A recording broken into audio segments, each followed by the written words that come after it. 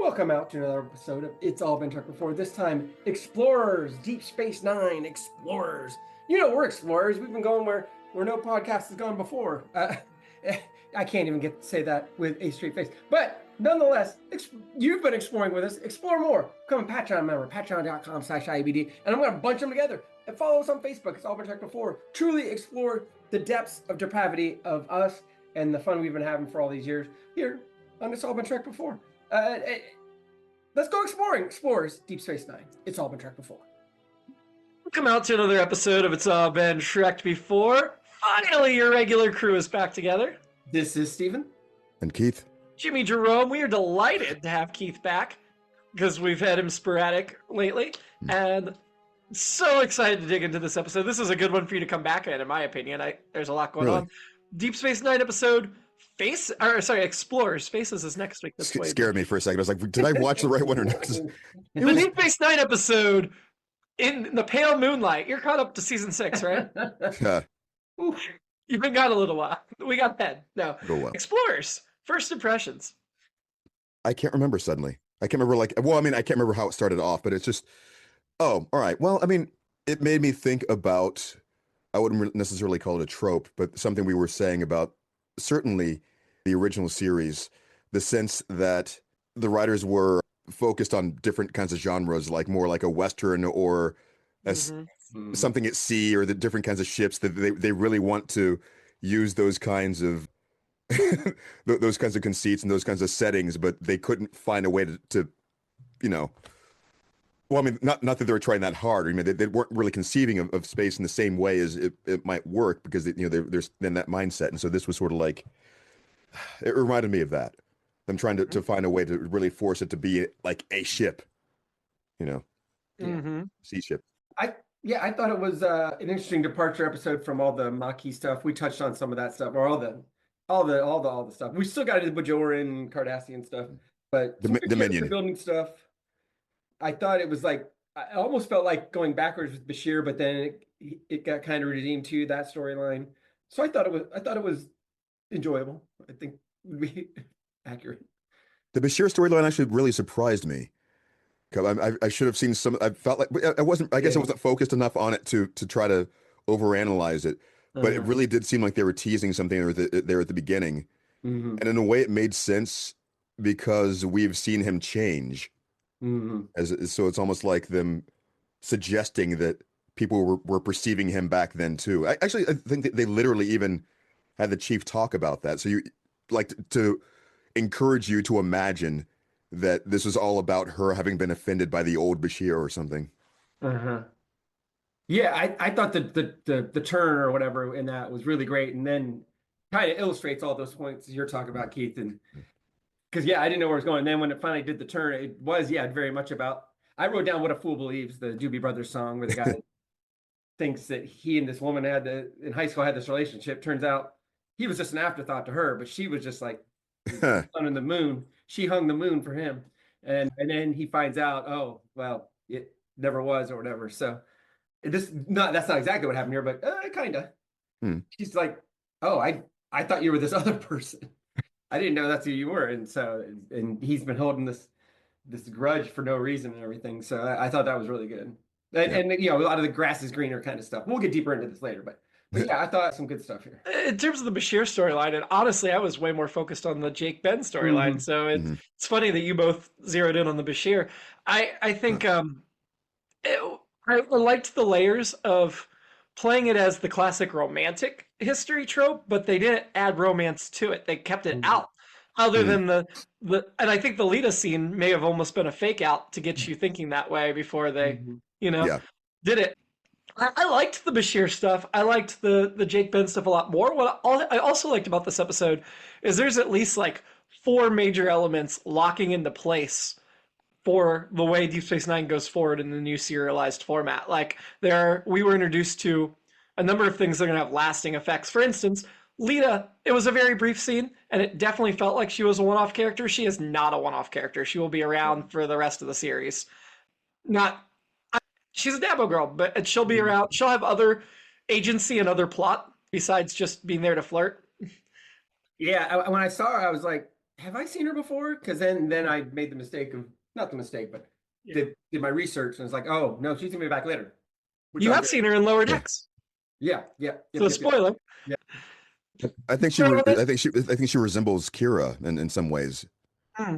That's what struck me at first, and then Element number 2, the lasting. Cisco finally got the goatee. I was very excited about that. Yes. They haven't gone to his full final look yet, where he's, with the shaved head and everything, but he's got the goatee, so he's on his way. I wrote down evil twin mirror world Cisco Kira universe Cisco. And I oh feel my like God, that'd be time, great.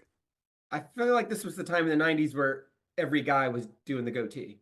Well, And I know, Avery Brooks looks fantastic in it. So yeah, he pulls it off. All my friends are doing it. I never have, except for maybe for a role or maybe just to annoy my wife. But she was always like, "No, I don't want it on your face." I'm like, "Well, neither do I." So great. Element number 3, major element, Jake is a writer. I love that because it gives Jake agency and characterization in a way that we really haven't gotten. I thought Carrick Lofton did an amazing job in this episode, acting-wise. Like, there were a lot of chances for him to show some depth and layers. And no, we always enjoyed the Ben-Jake relationship, so having an episode that really sat on it was an interesting way. And then the fourth thing was more subtle, but Dad, I've got a freighter captain I want you to meet. We are going to meet her, played by Penny Johnson-Gerald. And I'm very excited for her introduction, but I love that it was set up earlier of Jake saying, yeah, I want to set you up on this blind date. There's this freighter captain I think you'd really get along with. Huh. Yeah. So I didn't know that she was in Star Trek. Yeah, lots of cool things. I mean, it did feel like a standalone bottle episode that was almost jarring, coming straight out of like the high intensity of the last few weeks of we're going to take a moment to build a sailing ship even though we're on the brink of war. It's a little jarring, but some of the elements that will carry into the war story are nicely set up here. So I was excited about it. So at the beginning of the episode, we get the Lita scene that was mentioned. It definitely felt to me like they were a couple that already knew each other role playing. That is not what it ended up being, but just the whole doctor, I've got a cough, and it seems so fake. Yeah. And he's like, oh, well, let me take a look. It just felt so couple on a date night. That's what I thought. That's surprised. Yeah, I mean, I'm surprised actually, or at least I felt like they had met before at some point. That's what I thought too. They're kind of playing things up, but I was like, did I miss something? Have I seen her before? And then when he showed the pad to Jadzia, I laughed very, very hard. It made me laugh a lot. Was Jadzia trying to? And I hope I can keep our clean status. Was she trying to C block him? I don't think so. I was gonna say rooster block, but yeah, absolutely. No, she absolutely was. She absolutely was. She was enjoying herself.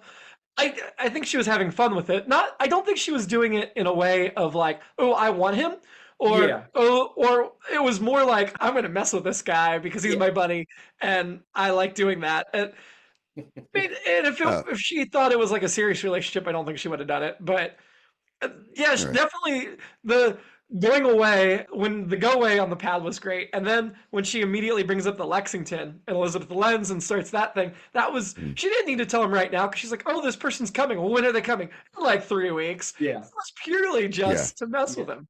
Well, no, I would have. All right, my take on it was when she approached, she really was intending to tell him about this.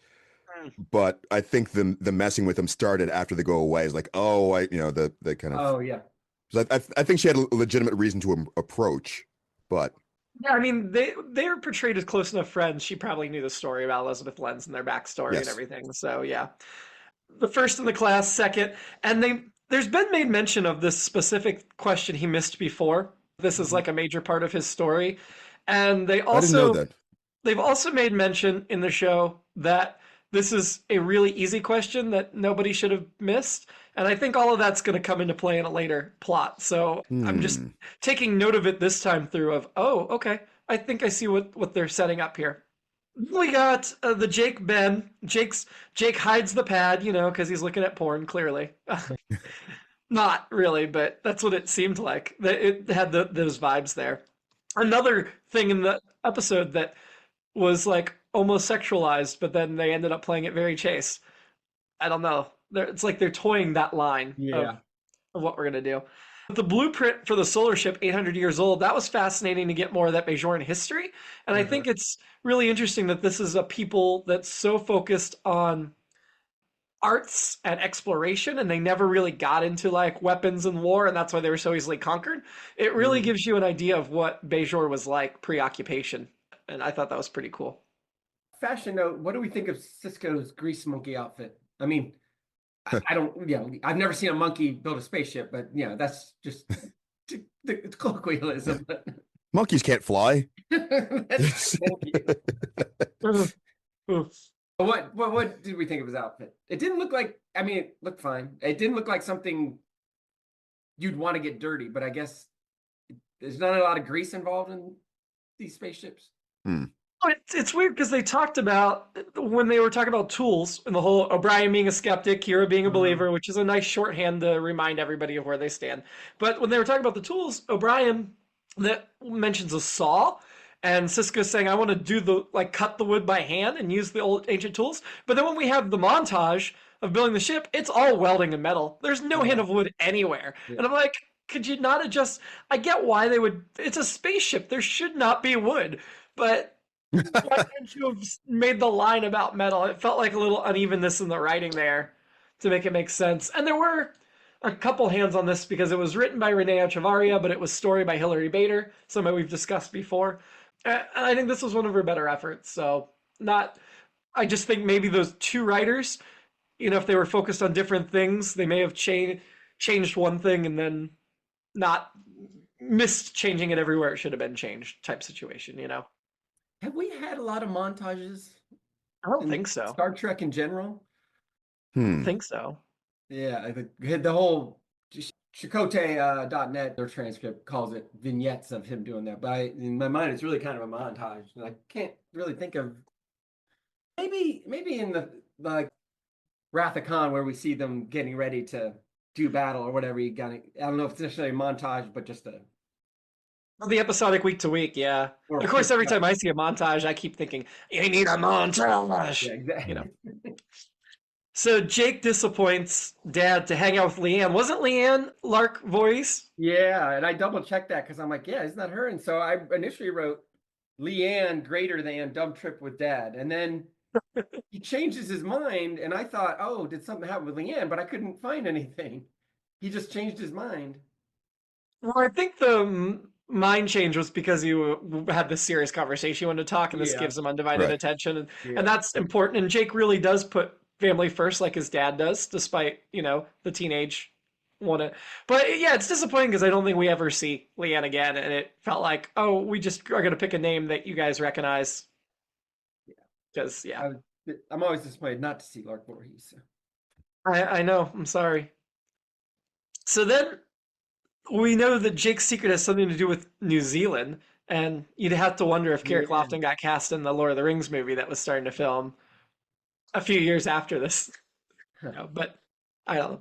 Caught threatening Cisco, that was a very mob boss, like, shame if something happened to you, to your little ship. I hope nothing does. It was, yeah. Yeah, I wrote. I thought it was fun. Oh, it was. Because he was kind of like, well, yeah, I don't know if that's going to work. Da, da, da. And I wrote down, is he like a Jewish mother here? Like, I don't know if that's going to work. I'm kind of worried about you doing this thing. It's like, that seems weird, but Jewish mother's a much more generous read. Yeah. I mean, I thought he was pretty much openly threatening Cisco. Like, you do this, you're going to regret it. And Cisco, to his credit, was like, yeah, you tried taking me out. I'm a little too high profile right now. You can't make me quietly disappear. The one line Ducat says is, this is him in a nutshell, I think, for the series, the way he talks and why I think we enjoy him. Commander, I contacted you out of concern for your safety, but you seem to be intimating that I've made some sort of threat. I feel like that's the tension always, and I love it. It's great. So. Test too much. Well, you would imply I would threaten, right. But of course he was. We all know he was. Yeah. There's something they did, I think, very well in this episode. We touched on it a few times. Just lots of really good setups and swerves, or rather, they did a very good job of playing upon your expectations. I thought, or at least in my case, where it's just like the idea of seeing Jake hide something, you just assume that it must be something like that, or you assume that something went wrong with the girlfriend. You assume all these other things, And it's just they kept making kept managing to surprise me like multiple times, and I thought that was interesting. Like even with that exchange, you think you assume that they're leading up to the Cardassians trying to sabotage them in some way, Right. or a pirate ship showing up and shoot any number of things that they're suggesting could happen that just don't. Did any of you guys, either of you guys think at any point that it was going to be, and I'm going to say this and hate myself for it, that it was going to be smooth sailing for them? Yeah. It's relatively smooth sailing. Yeah, other than the couple things, and that that got them to be able to work together and all that kind of stuff. Yeah. I mean, I actually kind of enjoyed all the sailing stuff. Them actually turning things, whatever, whether it made sense. I thought the ship itself looked super fake, but 95, 90. But I liked the idea of it, even though it didn't look great. I also liked the interior of the ship. I thought it was cool looking. Like I said, all the little things they were turning and all that. But yeah, Did an awesome job building that set and everything. And in terms of the look fake, this was one of the first CGI ships on television. So okay. This is very early technology. Deep Space Nine was just starting to incorporate CGI. I agree, it looked fake, but for the time, it was cool. The ship itself looked good. The sails didn't look great, but it's obviously it's fake. The other thing I liked, speaking of references to other movies, and this was another nice funny moment, was Jake checking out the zero gravity bathroom, and Sisko's like, "You'll figure it out," and it made me think of 2001. There's a whole scene, not a whole scene, but there's a spot where the guys on the ship from the space station to the moon, I think, are reading all of the instructions for a zero gravity bathroom, how to use it. And there's like 11 different steps they need to know. So I don't know that it was a reference to that, but I enjoyed that as well.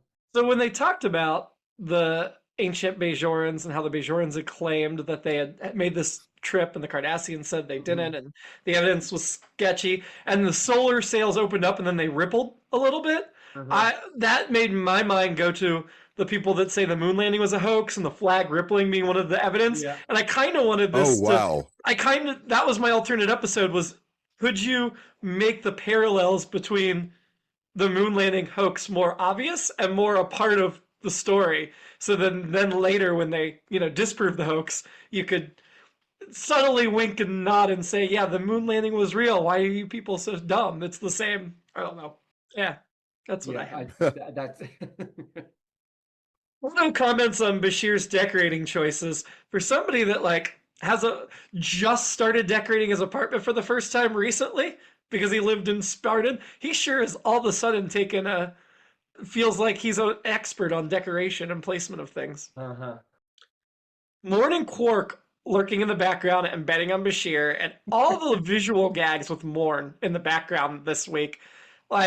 There's a whole nother show I want to watch of just what happens in this bar.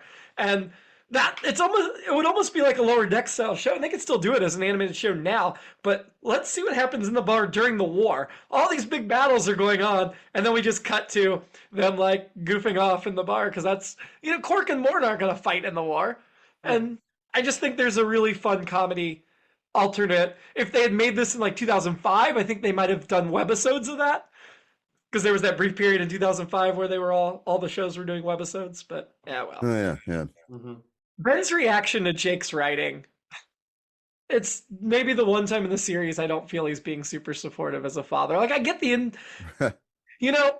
when my daughter tries to make up a joke, she's 8 now.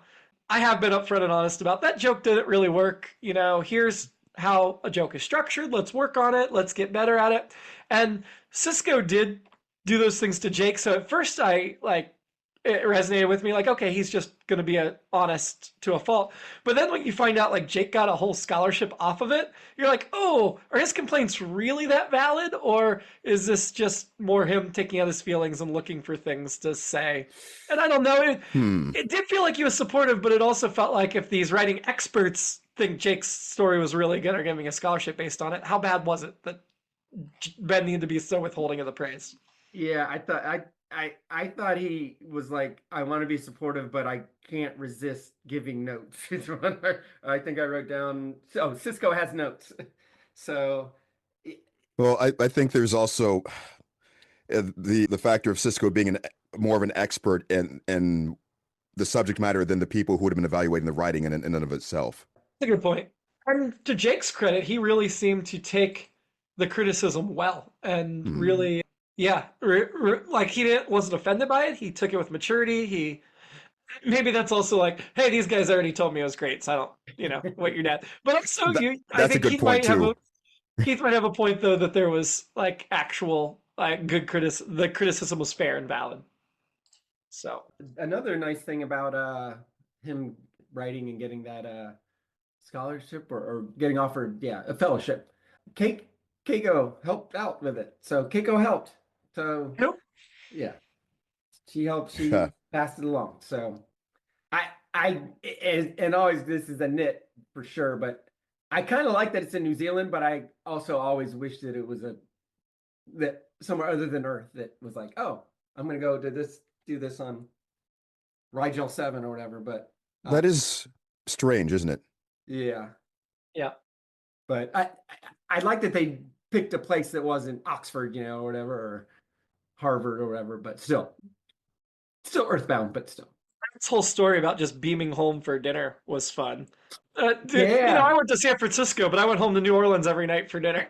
That was great. And it made me think, I used to have this conversation with a friend of mine because the argument was, and he still works in IT, that's his profession and everything, but his thing, he was like, the thing that will change the world is when we figure out the transporter. That's going to completely change everything. If you, and it's, they made my case here. I wish I could have shown him this if I'd been watching this 30 years ago, but he was like, no, computer, which he's not wrong there either. It obviously, and he was kind of presaging the internet in a sense, because he's like, well, you can go anywhere with a computer, which he's right to an extent, but you can't really go anywhere like a transporter. But anyway, but I thought that was a fascinating thing that I'd never really thought about. Is like, oh yeah, I guess every trip you don't have to get in a shuttle to go from Frisco to DC. You can just transport.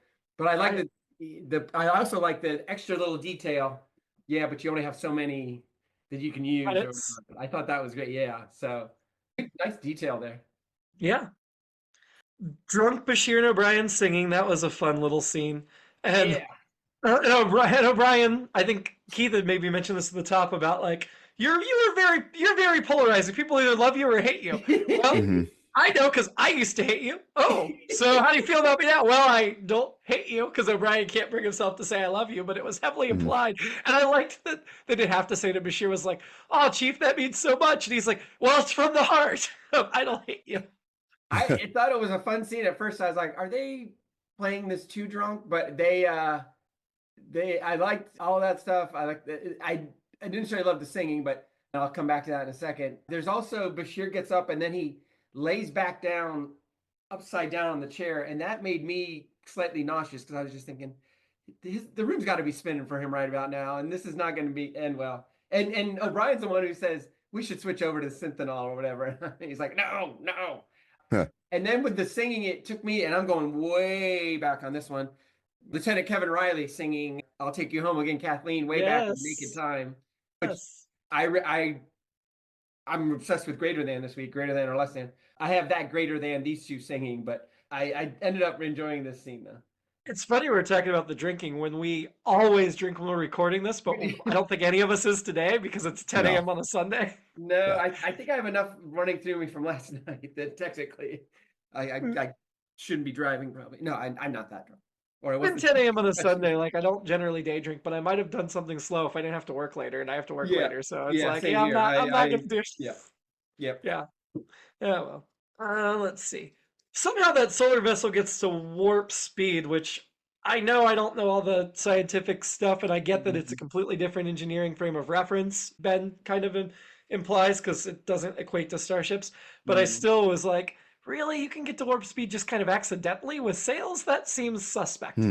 Yeah, the whole tachyon thing and all that, and I guess there's more than one way to go to faster life travel. You don't necessarily have to do a warp bubble. I don't know. Right. We didn't quite buy that Dr. Lenz. What's her name? Yeah. Elizabeth Lenz, played by Barry Hartwald. Yeah. I'm probably saying the name wrong, but she's best known for this one episode, Deep Space Nine, one episode of Voyager, that'll be in season 7, so a long time from now. One episode of Torchwood, and one episode of Star Trek Enterprise. She has 23 credits, but I guess these sci-fi guest spots are what she's best known for. Yeah, she looked really familiar to me. I was surprised she didn't have more credits, but Yeah, she did an episode of Sports Night, an episode of Drew Carey. okay. Yeah. 4 episodes of Party of 5, so that's probably what she should be best known for. She was doing Because everything else is just like one episode. Yeah. But yeah, I didn't quite buy that she didn't know what Bashir looked like, or that thought with that name and everything he was an Andorian. I mean, I guess an Andorian can have a human sounding name, but I didn't quite buy that whole thing. It felt almost like that was an excuse, that she was just waiting for him and baiting him.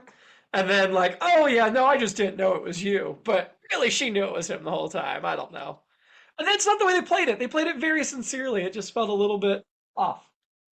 I don't know. I bought it. I didn't really think it through, but yeah, it's They would have had to have had I can see classes that. together. They would have had to, with the same major, graduating the same year. Especially being 1 and 2, I guess it seems like. Yeah. Yeah. I felt like they justified it, but to get to the like I said, the things I mentioned earlier, what a fool believes, grass is greener, sliding doors, that whole thing there, like, well, if I'd done this, then I'd be doing that kind of thing. I'm trying to think of like how big their medical school would have been. Like somebody I've been doing acting with recently, we went to law school at the same time. She graduated a year ahead of me, and I didn't remember her. If one of us hadn't brought it up, we wouldn't have remembered that the other one, that we went there at the same time. In fact, a friend of mine had classes, or he was in the day section with her, and he didn't remember her either. So I guess it's possible. Of course, none of us was in the top 2 of the class either. That might be part of it too.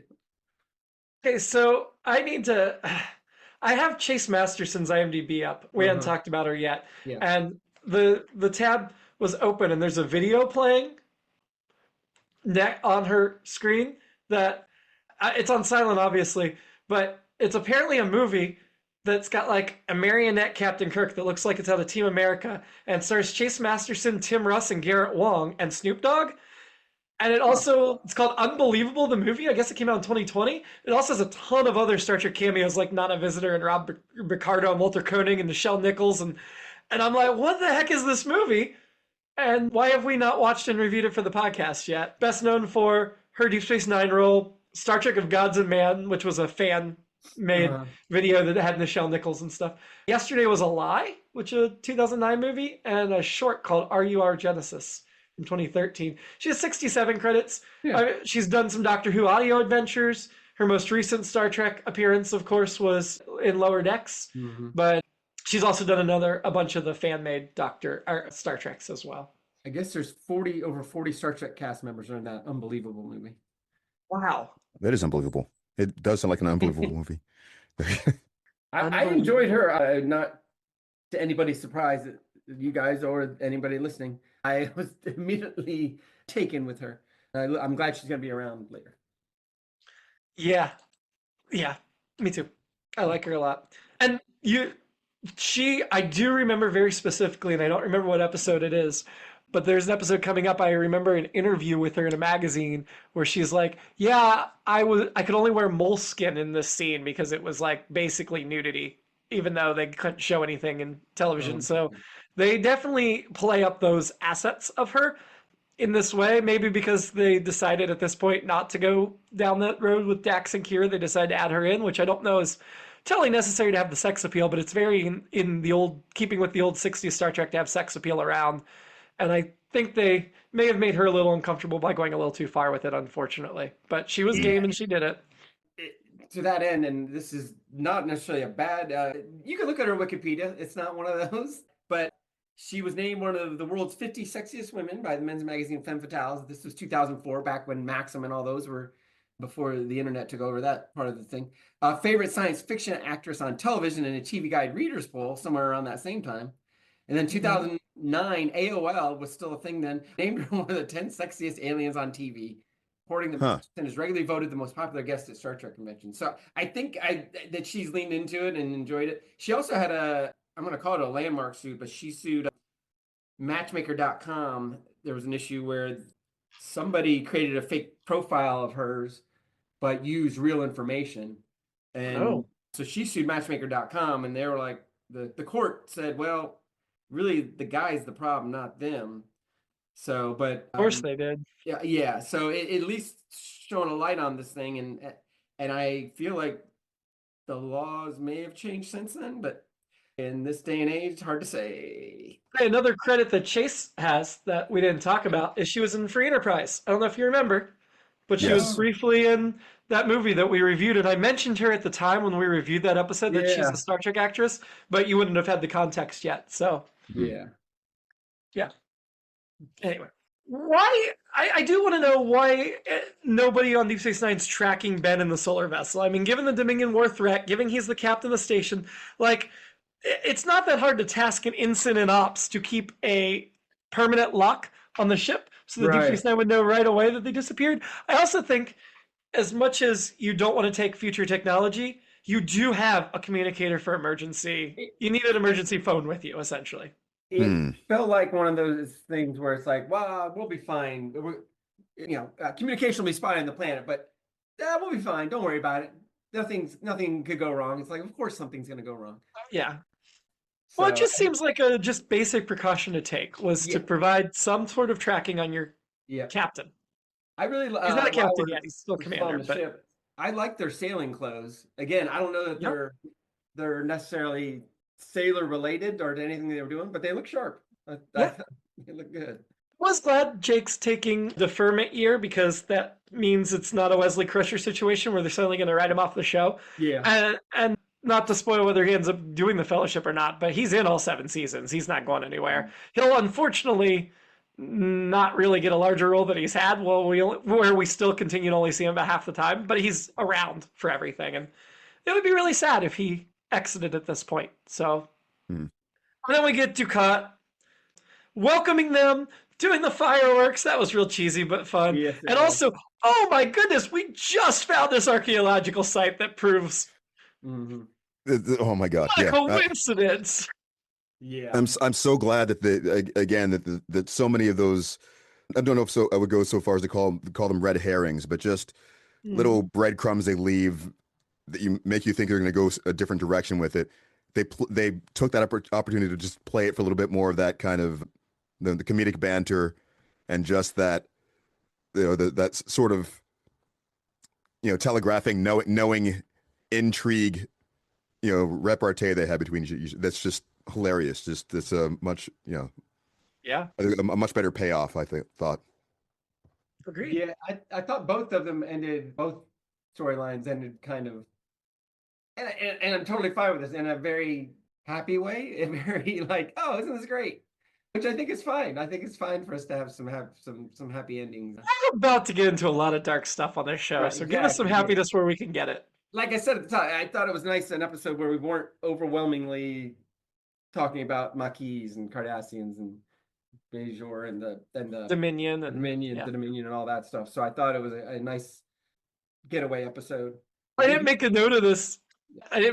But I loved when you said Maquis. It just reminded me when Jake basically convinces his father he might be in the Maquis. That was Yes. so good. Yeah. He got me too. So I was like, is he joking? But I was like, it was very convincing. Yeah, I was convinced. And I think that plays to where the way DS9s are in the Maquis, where Ben does sympathize with their cause to a certain extent, even though he's against the Yeah. Maquis existing. Like with Cal Hudson, they really helped us understand, this is a valid choice Starfleet people are making on principle. I only have a couple more notes, and we probably hit this before about Jadzia talking about being a dad, which makes total sense than all the time. So I thought I really liked that conversation she and Cisco had. And then my alternate episode was Bashir, Courts, Lenz, and Lita, and it's kind of a Peter Brady Bunch situation where he's running back and forth in between them, trying to date them both at the same time without the other one knowing. I'm glad that's not the episode we got. I'm sorry. Then let's get to the rankings. Who was your shady character in Explorers? I guess Ducat. That's where I landed. Yeah. And by default, yeah. Unless you believe Elizabeth Lenz was playing Bashir the whole time, which I kind of do, but I'm still going to go with Ducat because what's on screen doesn't back up that she was playing him. See, now that's actually a good alternate episode. If she actually was playing them, just like, oh no, I don't know who you are. Yeah. What, Yeah. yeah, what kind of sociopath is she? And then again, now you're onto something kind of interesting. Right? Keith? Oh, well, I guess it would have to be the cut Okay. Unanimous. or the government or whatever it would be. I guess as That the is the representative. representative of the government Yeah. we get. So, Right. who was your annoyance? Bashir early on, I just thought like, Hmm. hey, what is your problem? Get over it. I thought it was Bashir in the middle when Maybe that's he's right. really fighting about she didn't notice me. I get it. I absolutely Oh, get it. yeah. I've been there. I've had those same feelings, but they're feelings that make me not like myself very much. So when I see it reflected in somebody else, it's like, That really? yeah, you touched on this earlier, but it reminds me of O'Brien saying like, I think she's in love with you or she hates you. It's gotta be one or the other. Like Yeah, people don't land in the middle with him. But yeah, I just thought it was like, man, that's not even first world problems. It's whatever's above first world problems, first galaxy problems. Like, come on, dude. Yeah. Yeah. Well, Okay. I'm going to shock the world and go with Cisco on this one, actually. What? Yeah, Which, I know. Ben Cisco, I'm assuming? Yeah. Yes. Okay. Just, I mean, I understand it. I could probably see myself being in the same position as him, but even understanding that occupying that role of that insistence of doing this thing in those ways, counter to, you even brought up some of the points of why would you take these unnecessary risks with it? Mm-hmm. Mm-hmm. But there's that, and just the pressuring of Jake to go along in certain ways. I mean, it worked out, so obviously the way it was needed to, but just I could see just from certain perspectives, I found that kind of annoying. From a certain point of view. That's fair. Who are you having a drink with? I know who Steven's gonna pick. Yeah, I wrote down. You give 2 guesses, 3 guesses, and 2 don't count. Is definitely gonna be O'Brien. I get it. Exactly, of course. Yeah. Yeah, it's Lita. Obviously, I already wrote it. Mine's Jake. I would love to sit and talk to Jake about writing and experience, and I think he's in a really cool spot right here. He's thinking in a nice, mature way, and really showing that he's grown up. And this may be the first. I mean, this season we're starting to see him a little more grown up, but this episode really feels like he's a grown up member of the cast now. Yeah, it's nice. So I'm nearly always distracted visually, while I'm watching something like this. Even with brief glimpses, though, I thought to myself, I hate myself already, but Lita. That is it. That is just what it always is me. It always amuses me when something like that comes up, and I know that this is the reaction I'm supposed to that they're supposed to elicit from me. I'm like, oh, you win, fine, yes, Yeah, okay. I didn't fight it at all. Just- If Lita past this, I would be disappointed. The fact that I know she's going to have depth and character growth, Yeah. That helps a lot with being able to not dismiss it as just like, oh, it's just pure. But there is nothing wrong with pure instant physical attraction because we all have it from time to time. So Not me. and she's a worthy person to I get it. Yeah, Keith, whatever. I've certainly had some suggested Instagram follows if Keith also follows them, and I admit sometimes I follow them too. I sometimes follow them too. So I know. No. Let's start with ranking this or jump to ranking this episode. Yeah. I think a good place to start is relatively high, but I also don't want to try to put it like above the 2-parter we just got through that was so amazing with Tane and everything. So right below that 2-parter is Destiny. Better or worse than Destiny? I don't remember anything at this point. It feels like years ago since I've watched anything. That was the 3 Vipers, the 3 Cardassian women, and the prophecy that came true and the comet went through the wormhole and all that. Okay, it's kind of all right, sort of. We liked that episode quite a bit. Maybe this isn't quite as strong as that one. I wouldn't think so. Yeah, I like that episode a lot, though. I think I'd go below. Yeah. You decided? Yeah, I think so. Below that's life support. Oof. Man, that was a powerful one. Yeah, I think Louise Fletcher puts that one over the top. Yeah. Hmm. And I Ah, don't remember loving that episode, but there's some powerful moments for sure. that is an episode, whenever I'm not watching it, I'm like, that episode. But I remember, because we watched it not too long ago, that as I was watching, I'm like, this episode's amazing. So I think it's one of those ones that just, honestly, in my mind, it's because when you think life support, you immediately think of Bareil dying. Yeah, And right. Philip Anglum was the weak part of the episode. So that's where I think the distance gives the bad impression, where when you're watching it, Nana Visitor and Louise Fletcher are killing it so hard, you just love it. Yeah. I think I gotta go below for this, just because, like I Yeah. said, Nana Visitor and Louise Fletcher killed that episode so hard. I would just, I think it's going to be tough because it's just there were some nice things about Explorers, but Mhm. it really was a very transitional kind of, like kind of like, here's a brief departure. Here's some development. It was nice, but it wasn't like, A moment to catch your breath before we yeah, dive into the right, next section. And right. next week is going to also be a catch your breath episode before we get to the end of the season and season 4 hits the ground running. And there are a handful of catch your breath episodes sprinkled in during the war. So there are some fun episodes that we get from time to time, which is nice. I'm glad they did those, but yeah. Okay, so Keith's unsure, but Steven and I said below. So below that is Defiant. I like that episode. It was fun. I think this one was better in terms Huh. of character development and everything. I think so too. My feeling for that episode is we wanted it to be better than it was. I don't think we did. Again, I don't think we disliked it. But No, if we put this above that, that just bumps that to 6 for the season out of well, there 22 you so go. far. Yeah, So yeah. pretty good. Okay. So we'll put this as number 5 for the season. I thought it would be relatively high up, having just watched it, and I really liked our discussion, but yeah, that works. Next week, Star Trek Voyager enters its horror phase for Faces. In an attempt to develop a cure for the phage, a Vidian doctor captures Torres and splits her into 2 halves, one human, the other Klingon. Until then, live long. And remember, you're unbelievable. Oh, and prosper. And sued.